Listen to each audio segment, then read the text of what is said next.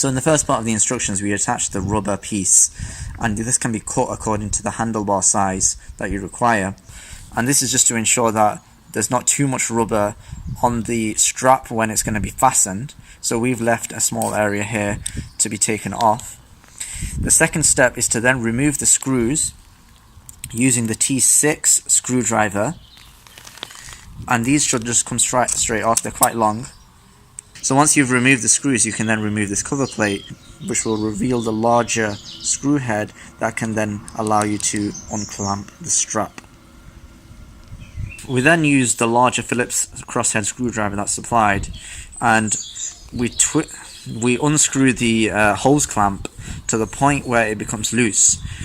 This is difficult to tell sometimes because it feels like it's come loose, but until it starts to really spin like it is here, it's not gone loose.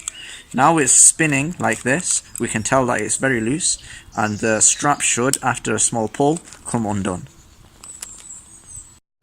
Okay, so this next part is one of the trickiest parts of the entire operation. You want to take this strap and you want to go around the handlebar. Make sure you don't go over any brake cables or gear lever cables. You can twist the entire device round, and then you want to feed it back into the hole that it came out of. Okay, once you've pressed it in, you really need to press quite well to ensure that the strap has reconnected with the hose clamp, and then take the screwdriver again and start turning it to lock it back into position. Okay, this position here is very important. I've got my thumb pressed against the top of the device and my finger pushing the strap back in. Okay, and in that position, that will ensure the strap does reconnect with the screw head, and as you turn, you should feel the resistance increasing.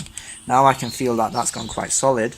I can readjust the angle as needed, and I can use the torch and place the torch back in if I want to. I'll just keep tightening this to the point where it's gone really tight, because then I know that this is a very solid mounting. So now we've adjusted the angle and we've tightened the big screwdriver to the point where it's very firm. I can actually pick the entire bike up just using this part of the device. And the final step is to reinsert the cover plate. When you do this, you want to make sure that the lip at the bottom of the cover plate is correctly inserted, and that it's not caught on top of the device. And then reinsert both of the long screws and fasten them using the T6 screwdriver.